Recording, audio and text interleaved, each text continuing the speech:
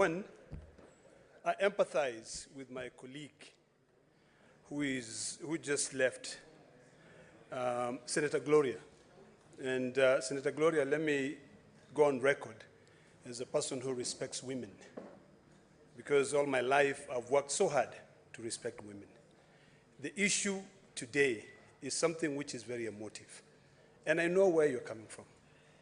But what the Speaker has proposed is for us to consider whether we go the committee way or we go the plenary way. Mr. Speaker, listening to your communication.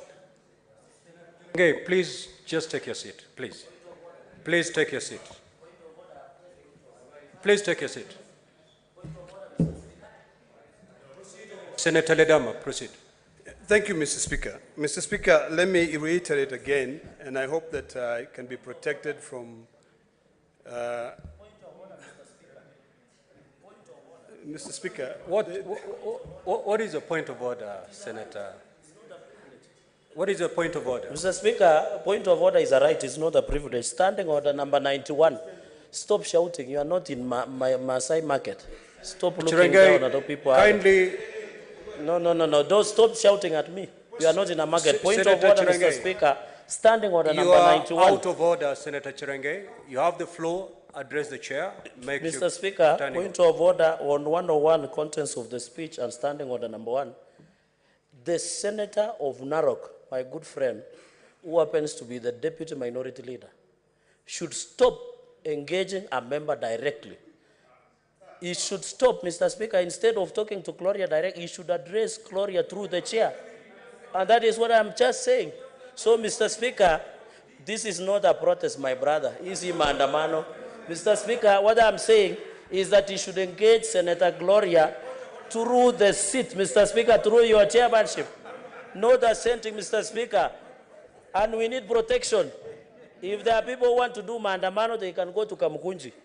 This is a house of rules and regulations. He should just address Senator Gloria through the chair, Mr. Speaker. And therefore, he's out of order. Very well, Senator Cherargei. Senator Ledama, kindly proceed. Mr. Speaker, I know people are excited to go on holiday, but being cantankerous should not be one of the excitements. Mr. Speaker, earlier on I indicated clearly that I support this motion because this will not be my first impeachment proceeding, or rather removal proceeding, that I participate in. I've sat here and I know the reasons why I was among the people who proposed that we go the committee way. Mr. Speaker, I sat on this very chair when we were removing Governor Mike Sonko. And my colleague, who was sitting on the right, the majority leader, said to me, this is a political process. This is not a legal matter. On that day, I was naive. I sat there, I took my pen and paper, and I was following the arguments which were being made by the legal counsels for both parties. But ultimately, when it came to the point of us voting, I was not given an opportunity. Our standing orders do not give us an opportunity to now contribute and say, this is the reason why I will vote to impeach Mike Sonko, or these are the reason why I will not vote to impeach Mike Sonko. Mr. Speaker, it was simple. Come and vote. Article 123 of the Constitution. And this is to inform my dear sister, the nominated senator, what's her name? Senator Gloria, that ultimately, when it comes down to voting, only head of delegations are the ones who will vote. Elected senators. That is by the Constitution, that is not by Ledama or Lekena. So it doesn't matter whether the matter is so emotive. In fact, what will even give the governor an opportunity for a fair hearing is when a committee sits, looks at the issues, the evidence, go through. Mr. Speaker, when I sat here, even if I had my pen and paper and I can read very fast, I never got an opportunity to examine the evidence which was being presented for the removal Honorable of the former governor. senators, can you consult in law So, terms? Mr. Speaker, like I said, I know this is an emotive issue. But for the first time, let us be seen as having given justice an opportunity. I particularly say that I would never participate, although it is my duty, I would never participate in a plenary session to remove a governor. Because what we do, we sit here, you know, the two parties argue their matters, they bring matters of law, we are not a court of law, we are quasi-judicial process. In fact, it is purely political. It has got nothing to do with law.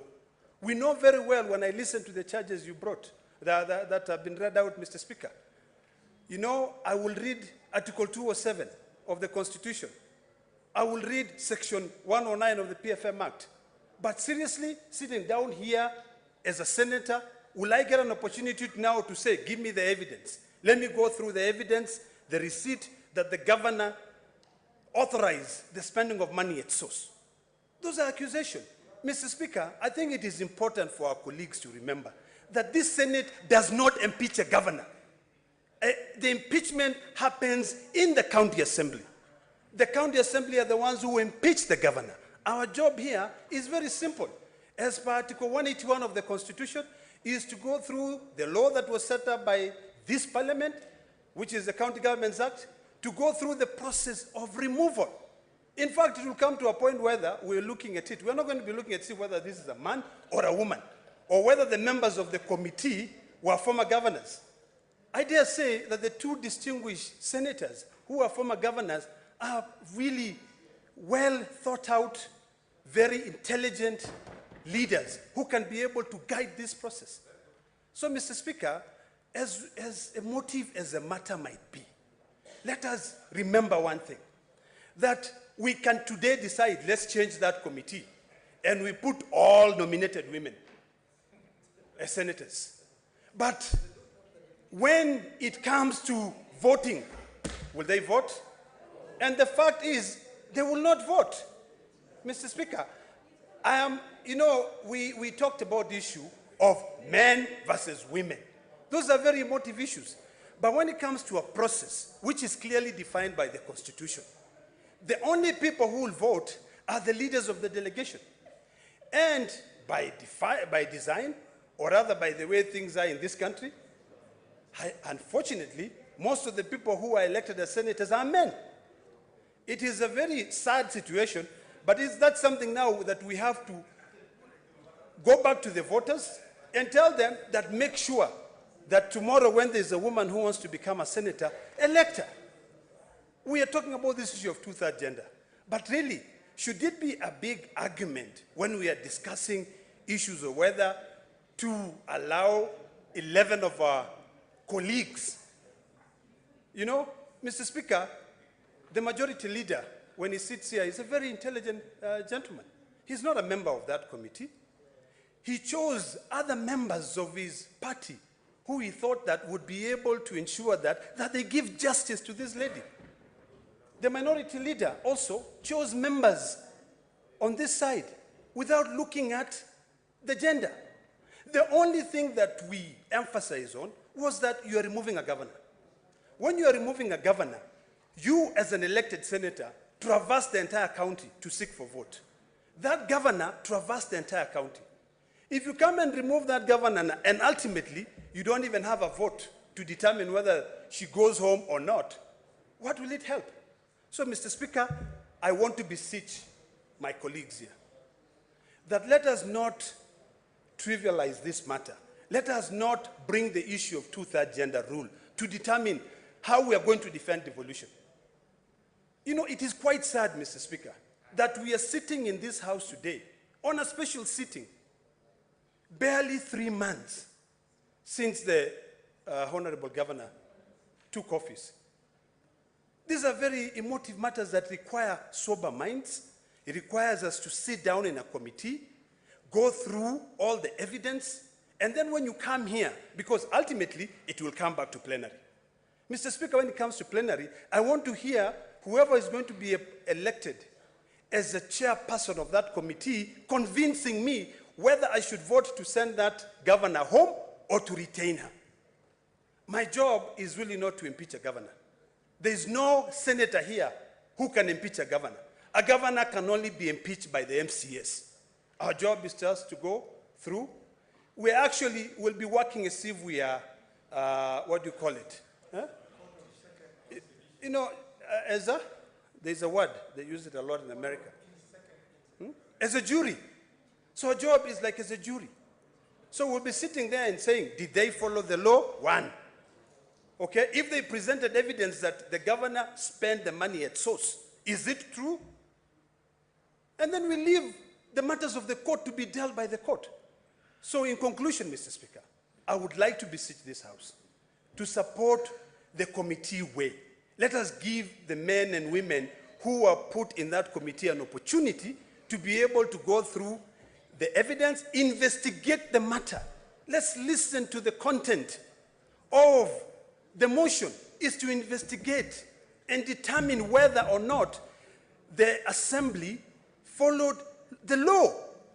Mr. Speaker, finally, as I sit down, there are issues of preliminary orders that will come. You know, POs, or preliminary objections. This House sitting in plenary will not give that governor an opportunity for the lawyers to argue as to why we should not proceed with this matter.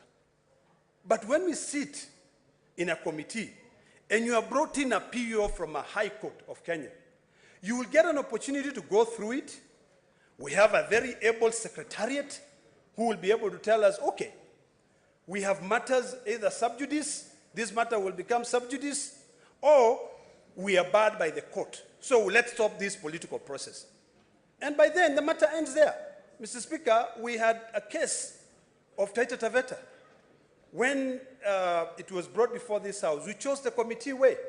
When we chose the committee way, when they went, the first order of business was to seek whether there is a court order. When they saw that there was a court order, that matter rested there. So there's no one who will be prejudiced by us going through the committee. So, Mr. Speaker, I plead with my colleagues